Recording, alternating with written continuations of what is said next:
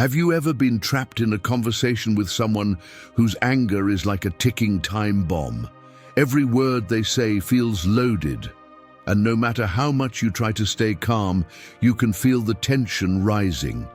It's easy to get sucked into their storm, to match their fury with your own.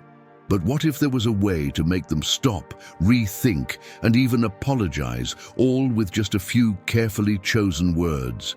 Imagine trying to stop a raging river with your bare hands. No matter how hard you try, you'll only end up exhausted and overwhelmed. But if you use the right tools, like a dam, suddenly you can control the flow with ease. Handling an aggressive person with the right words is like building that dam. It stops the chaos and channels the energy in a way that brings calm instead of conflict. If you've ever felt hurt or insulted, this video is for you. Responding to insults with calm and wisdom might seem impossible, but it's a skill that can transform your life. Today, we'll uncover the Stoic approach to facing insults with dignity and grace. Stick around for the last point. It could change how you navigate conflict for good.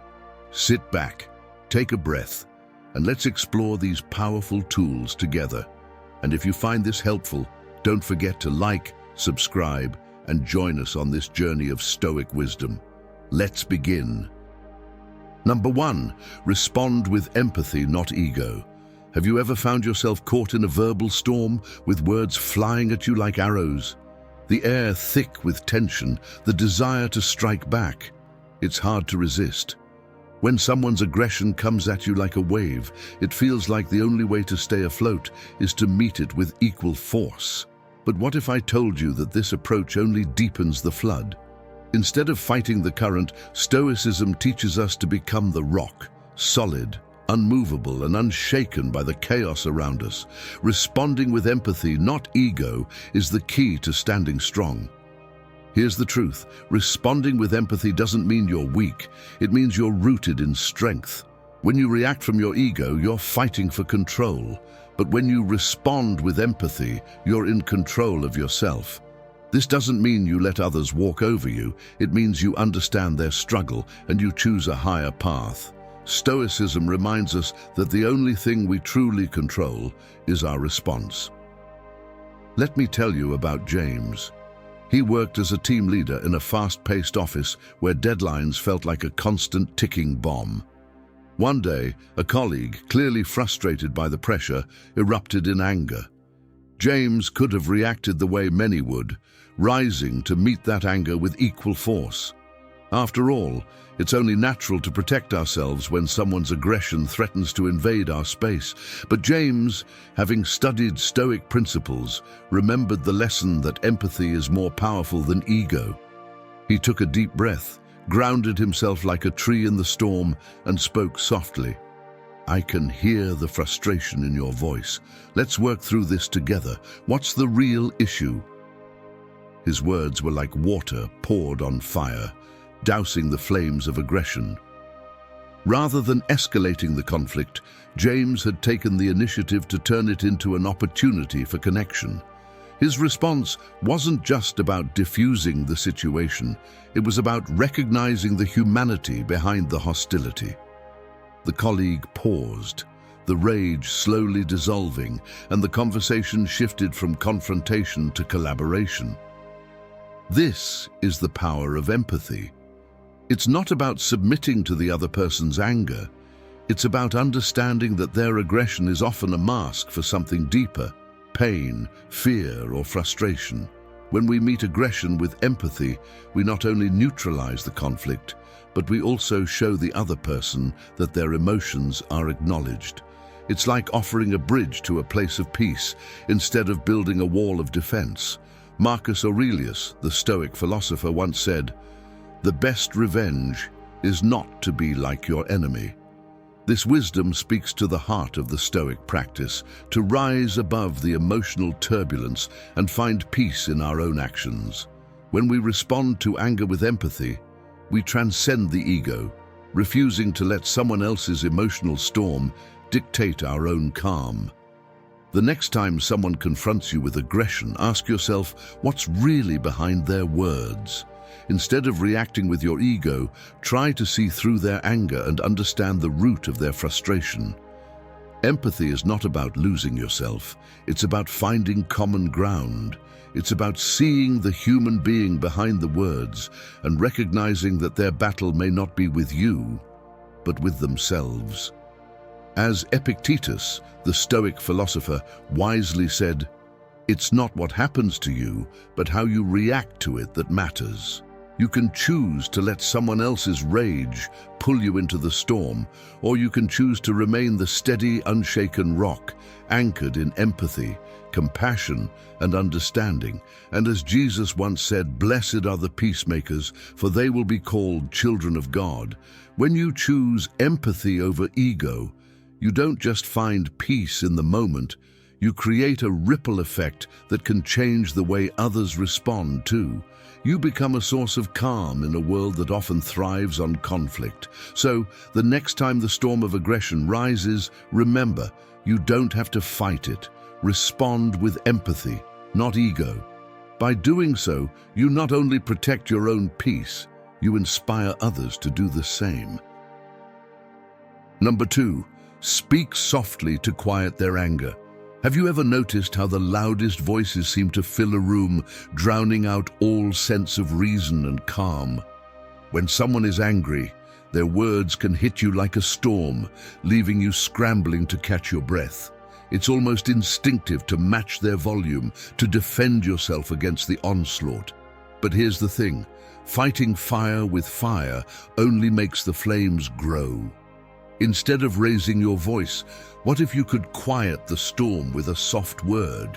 Stoicism teaches us that the most powerful response isn't always the loudest, it's often the quietest. Here's the truth, speaking softly doesn't mean you're weak, it means you're in control. Anger is loud, it's forceful, and it's unpredictable. But when you speak softly, you create a space where anger has no room to thrive. You take control of the narrative, not through volume, but through presence. Just like a whisper in a crowded room can catch someone's attention, your calmness in the face of aggression can make the loudest voices fall silent. Let me share a story about Lily. She worked as a customer service manager, and her job often involved dealing with irate customers. One day, a customer stormed in, shouting about a mistake in his order. The volume of his voice was overwhelming, and his anger seemed contagious. Lily could have responded with frustration, matching his tone and creating an even bigger clash. But instead, she remained calm, speaking softly. "I hear that you're upset. Let's take a moment to resolve this together." It wasn't just the words she chose, it was the way she spoke them. Her soft voice didn't compete with his aggression. Instead, it disarmed it. Her calmness acted like a gentle rain, washing away the fire of his anger. The customer, who was ready to explode, paused and took a breath. Within moments, the conversation shifted from a shouting match to a problem-solving discussion. This is the power of speaking softly. It's not about being passive or avoiding conflict. It's about using your voice as a tool to create peace. When you meet aggression with calm, you show strength that goes beyond ego. You're not shrinking from the situation. You're standing in your power with grace. Stoic philosophers understood that anger is often a reaction to fear or insecurity, and when we meet it with a calm response, we offer the other person the opportunity to reflect and reset. Marcus Aurelius once wrote, "The best way to avenge yourself is to not be like that." By choosing to speak softly, you rise above the anger of others, refusing to mirror their hostility. You remain steady, like a calm lake, untouched by the storms that rage above it. In this stillness, you create the space for resolution and understanding, rather than continuing the cycle of escalation. The next time you're faced with an angry person, ask yourself, how can I speak in a way that invites peace? Instead of raising your voice, soften it. Choose your words carefully and let them be the balm that soothes the other person's pain. You'll find that in doing so, you don't just calm their anger, You regain control over the situation, and in the process, you earn respect. As Epictetus reminds us, we cannot choose our external circumstances, but we can always choose how we respond to them. Anger is an external force, but your calmness is a choice that comes from within. The next time you find yourself in the eye of the storm, remember, your soft words can quiet the loudest of voices. And as Jesus said, a gentle answer turns away wrath, but a harsh word stirs up anger. When you choose to speak softly, you not only preserve your peace, you also help to restore peace in others. By embodying calmness in a world that often values noise, you create a ripple effect that encourages others to follow suit. So when someone's anger comes at you like a wave, don't try to fight it. Speak softly and watch how the storm calms in your presence. If you've ever overreacted in a situation and made things worse, hit that like button. Don't forget to subscribe. You won't want to miss what's coming next. We'll show you how to stay calm. And if you love Jesus, comment, "I love Jesus" below. Number 3, use silence as a shield. Have you ever been in a situation where the words coming at you feel like daggers, each one aimed to pierce your defenses? When someone is angry, their words can be sharp, cutting through the air like arrows. In these moments, it can be tempting to retaliate, to fire back with your own verbal weaponry. But Stoicism teaches us something profoundly powerful. Sometimes the best way to defend yourself is not with words, but with silence. Here's the truth. Silence is not passive. It's a shield. Just like a knight uses armor to protect themselves in battle, silence protects your peace. It's a powerful tool that stops the assault of anger before it even reaches you. In a world where words can be weapons, silence is your most reliable defense. It doesn't allow you to be swept away by the tide of someone else's emotions. Instead, it keeps you anchored, steady, and in control. Let me tell you about David. He worked in a competitive corporate environment where tensions often ran high. One afternoon, a colleague snapped at him over a minor mistake. The anger in his voice was evident, and David could feel the familiar urge to fight back, to defend himself. But instead of rising to the bait, he remembered what he had learned about Stoicism. Silence can be the strongest response. David took a deep breath, and instead of arguing, he remained silent, letting the other person's words hang in the air like smoke. His silence acted as a barrier, deflecting the negativity. And after a few moments, the colleague's anger began to lose its momentum. David didn't engage with the fire, he didn't fan the flames. He simply stood there, composed, waiting for the storm to pass. The power of silence is in its stillness. When you don't react to aggression, you deny it the fuel it needs to grow. Silence doesn't mean that you're afraid or incapable of responding. It means that you're choosing not to let the chaos around you control your emotions. Instead of fighting the fire, you become the stone in the center of it, unmoved and unscathed. As Marcus Aurelius said, the best revenge is not to be like your enemy. In choosing silence, you refuse to mirror their aggression, and by doing so, you maintain your integrity. Silence creates space, and in that space, clarity can emerge. When you don't immediately respond to anger, you give yourself the opportunity to choose a measured, thoughtful reaction rather than a reactive, emotional one. The next time you find yourself under attack, ask yourself, what would happen if I didn't respond at all? Instead of adding fuel to the fire, let your silence extinguish the blaze. Let the other person's words bounce off your shield, and don't let their anger enter your soul. Epictetus taught that we cannot choose our external circumstances, but we can always choose how we respond to them. The anger that comes at you is an external force, but your silence is your internal choice. You can stand firm without being moved by the chaos around you.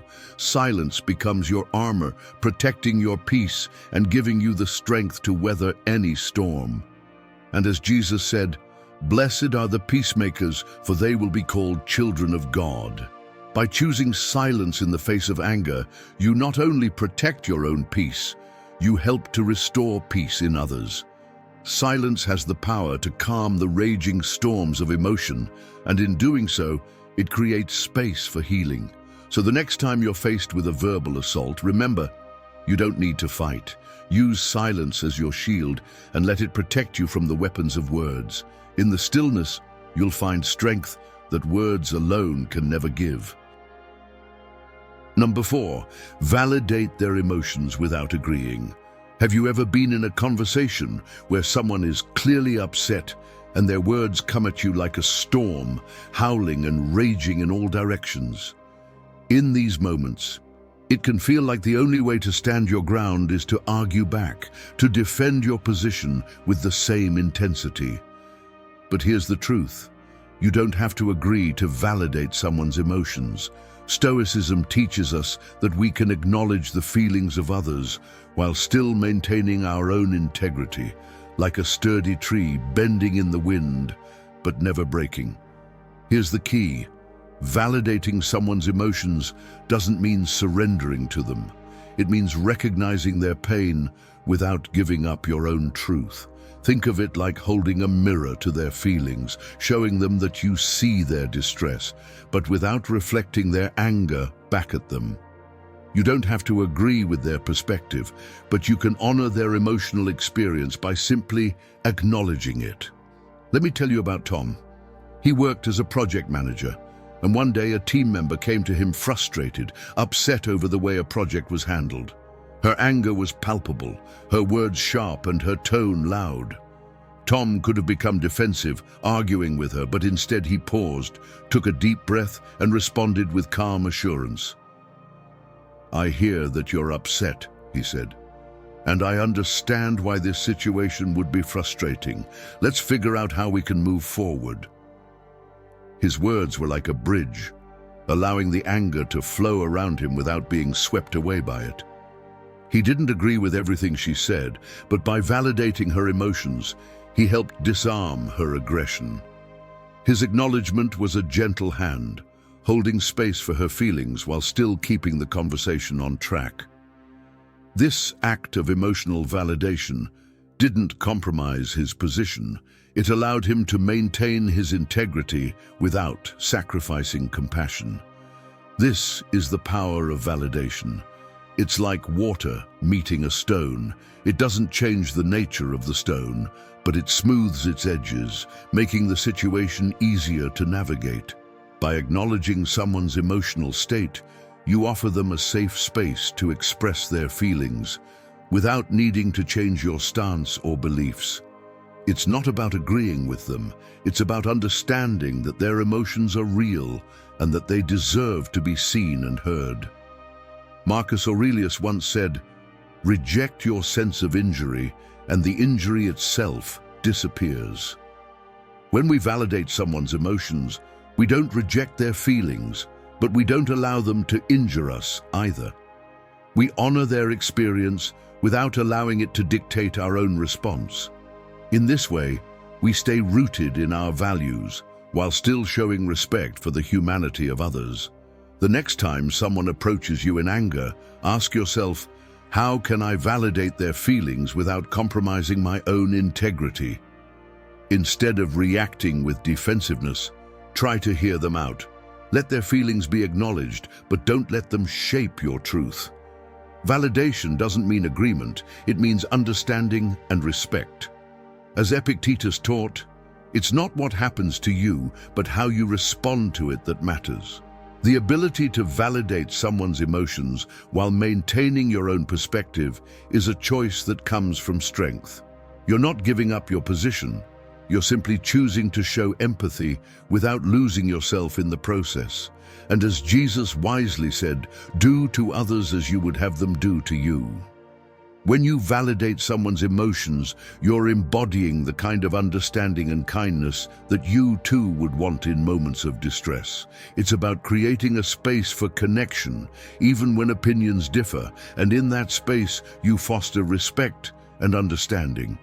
So the next time you're faced with someone's emotional outburst, remember, you don't have to agree to validate. Acknowledge their feelings, but stay true to your own. In doing so, you not only maintain your integrity, you also create a pathway for resolution where both parties can find common ground without losing their sense of self. If you've ever felt overwhelmed and overreacted, hit that like button. Make sure to subscribe so you don't miss what's next. We'll teach you how to stay calm in any situation. And if you love Jesus, drop "I love Jesus" in the comments below. Number 5, offer kindness instead of retaliation. Imagine someone hurling fire at you, their words blazing with anger and hostility. The instinct for most of us is to throw fire back, to match their aggression with our own. But what if instead of fueling the flames, you offered water, calm, cool and refreshing? This is the essence of kindness in the face of hostility. It's not weakness, it's the ultimate show of strength and self-control. Kindness is like a soft breeze on a scorching day. It catches people off guard, cools their anger, and forces them to pause. When someone is aggressive, they often expect retaliation. They're bracing for a fight, ready to escalate. But when you respond with kindness, you disrupt their narrative. You flip the script, leaving them standing there, holding the weight of their own hostility with nothing to feed it. Let me share a story about Sarah, a cashier at a busy grocery store. One evening, an irate customer stormed in, shouting about being overcharged. His voice was loud, his words sharp, and the tension in the store was palpable. Instead of snapping back or defending herself, Sarah looked him in the eye, smiled warmly and said, "I can see how this would be frustrating. Let me help fix it for you." Her words were a gentle rain, extinguishing the fire of his anger. The man's shoulders softened, his tone changed, and he even apologized for his outburst. Sarah didn't just solve the problem, she transformed the energy of the interaction. Her kindness wasn't a weakness. It was her shield, her strength. This is the power of offering kindness instead of retaliation. It's like planting a seed of peace in the middle of a battlefield. It may not bloom immediately, but it disrupts the fight, reminding both sides of their humanity. Stoic philosophy teaches us to rise above pettiness and choose our responses wisely. Marcus Aurelius said, "The best revenge is to be unlike your enemy." By offering kindness, you refuse to stoop to their level. Of course, showing kindness doesn't mean tolerating abuse or compromising your boundaries. It means choosing your response thoughtfully, in a way that preserves your integrity. Think of it as being a tree in a storm, grounded, unmoving, but flexible enough to sway with the wind without breaking. Here's how you can practice this Stoic principle. Pause before reacting. When someone lashes out, take a deep breath. Count to 3. This moment of pause gives you control over your response. Respond with empathy. Acknowledge their feelings without absorbing their anger. For example, say, "I can see this is really upsetting for you." Set boundaries. With grace, kindness doesn't mean being a doormat. Calmly and firmly communicate your limits if needed, but without hostility. Stay grounded in your values. Remind yourself that your response reflects who you are, not who they are. Choose actions that align with your principles. As Epictetus wisely said, "It's not what happens to you, but how you react to it that matters." When you offer kindness, you reclaim your power. You don't let their negativity dictate your actions. Instead, you rise above, showing them, and yourself, that anger doesn't control you. And as Jesus said, "Love your enemies, do good to those who hate you." Offering kindness in the face of hostility isn't just about disarming aggression. It's about embodying a higher strength, a strength that turns conflict into understanding. So, the next time someone throws fire your way, don't add to the blaze. Be the water that quenches it. Offer kindness, not retaliation, and watch how the flames of anger die down in the warmth of your compassion. Number 6, mirror their words, not their tone. Have you ever been in a situation where someone's anger comes at you like a wave, crashing over you with force and intensity? The natural response might be to fight back, to match their tone with your own sharp words. But Stoicism teaches us that we don't have to mirror their aggression. Instead, we can mirror their words in a calm, neutral tone and watch how the energy of the conversation shifts. Here's the truth. Repeating someone's words back to them doesn't mean you agree with them. It means you're listening. It's like holding up a mirror to their words, reflecting what they're saying, but in a way that shows them you're not affected by the storm they're trying to create. By mirroring their words, you create a space where they can reflect on their own behavior without you adding fuel to the fire. Let me tell you about Ryan. He worked as a customer support specialist, dealing with frustrated clients on a daily basis. One afternoon, a customer called, furious over an issue with their order. The customer's tone was harsh, their words laced with frustration, and Ryan could feel the tension building. Instead of snapping back or getting defensive, Ryan chose to respond with calm. He mirrored the customer's words back to them in a neutral tone. "I hear you. You're upset because the order didn't arrive on time." The customer paused. In that moment, Ryan's calm, neutral response forced them to step back and reflect on their own words. It was like a pause in the storm, a moment of clarity. The anger began to dissipate, and the customer softened. Ryan's response didn't escalate the situation. It brought a sense of equilibrium back to the conversation, allowing for a constructive resolution. This is the power of mirroring words. By reflecting what's being said, you show that you're listening, that you understand, but you refuse to be swept away by the emotions behind the words.